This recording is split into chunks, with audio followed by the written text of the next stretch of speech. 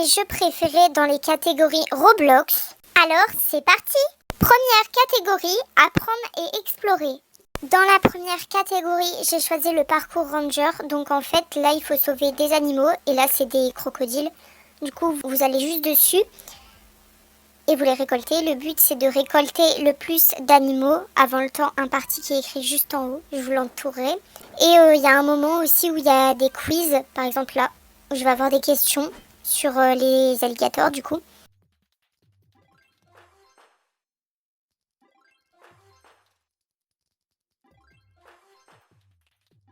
Deuxième catégorie, Tycoon. Donc là, j'ai choisi Tropical Resort Tycoon. Donc c'est une île tropicale, comme c'est dit dans le titre. Donc si vous connaissez pas les Tycoon, en gros, il y a des boutons à terre et on a une borne ici pour ramasser l'argent. Et en récoltant l'argent, vous pouvez payer des choses et après, ça fait une construction. Et du coup, là, c'est sur une île entière. Donc, vous avez un aéroport tout en haut, si je me souviens bien. Là, c'est l'hôtel que je vous fais visiter. Ensuite, on a un port. Du coup, vous avez aussi tous les véhicules. Donc, la voiture, des avions, des hélicoptères, des bateaux, des jets, etc. Du coup, je vais vous faire la petite visite. Donc, ici, on a la salle d'informatique. Là, vous voyez par la fenêtre la piscine. Ensuite, on va dans le deuxième bâtiment. Donc, il est séparé en deux, l'hôtel.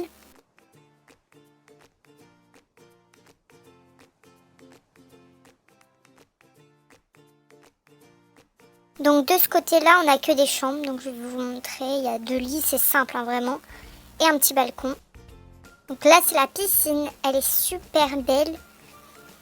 Tout au fond, il y a la plage.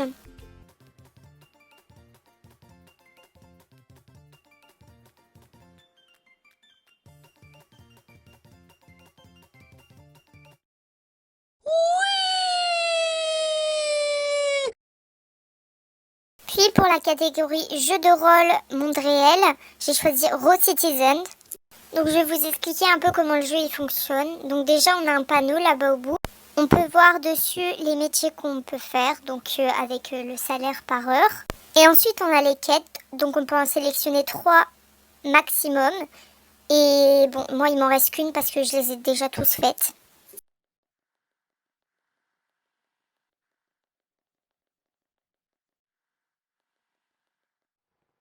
Donc ici, on a un vendeur de voitures et vous pouvez acheter celle que vous voulez. Donc là, il y a les prix.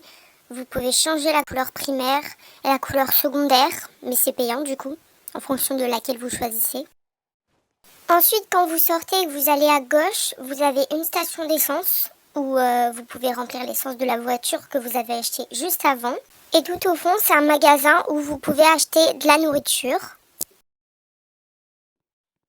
Ensuite, quand vous continuez toujours à gauche, vous arrivez sur un fast-food où vous pouvez travailler en tant que cuisinier ou travailler à la caisse. Ensuite, je vais vous montrer les différentes choses qu'on peut faire. Donc, on peut changer nos tenues. En cliquant sur le sac, vous avez accès à tous vos objets. Donc, moi, j'en ai pas. Et aussi à vos maisons que vous pouvez acheter. Ensuite, vous avez un téléphone où dedans, vous avez un accès à vos voitures. Il y a aussi une carte de toute la ville.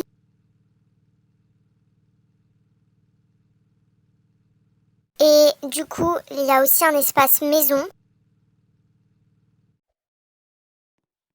Donc voilà ma maison. Après, je peux pas trop vous faire un room tour car elle est complètement vide.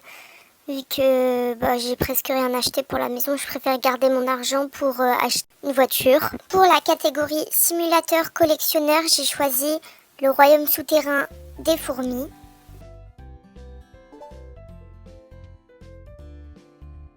Pour vous expliquer un peu le jeu, en fait, tu manges dans les carrés comme ça et ça remplit ton sac à dos qui est sur le côté, je vous l'entourerai. Et dès que tu as atteint la limite maximum ou ce que tu veux, tu vas vendre. Et ensuite, tu gagnes de l'argent en contrepartie de ça pour améliorer tes mandibules, plein de trucs. Et aussi pour accéder à des nouveaux mondes. Ensuite, avant-dernière catégorie, Tycoon en coopération. Je vais pas vous le lire parce que c'est affiché à l'écran et que je sais pas parler anglais.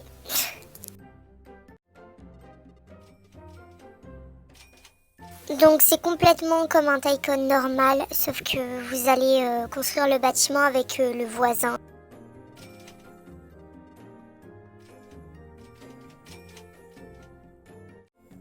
Et pour la dernière catégorie qui est la catégorie action, j'ai choisi survie aux catastrophes naturelles. Donc il y a différentes cartes et différentes catastrophes naturelles.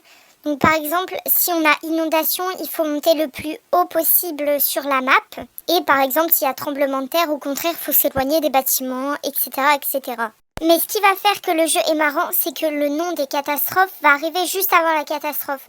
Donc par exemple, si vous avez inondation, vous êtes obligé d'être en hauteur parce que ça démarre tout de suite, sinon vous êtes mort directement. Donc là par exemple, ça nous dit qu'il y a des inondations et qu'il faut trouver un terrain haut et stable. Mais sauf que moi je me suis mal placée, je me suis placée sur un terrain haut mais pas stable.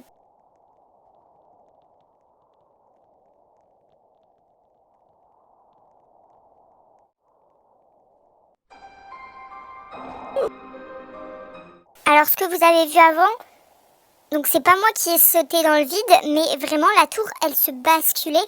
Enfin, vous allez voir, la tour déjà elle est pas droite là, et là elle basculait comme ça, et en fait moi elle m'a éjectée, et du coup c'est pour ça que je suis tombée. Fine, electrify my golden tooth. Can't look at those eyes without sparking some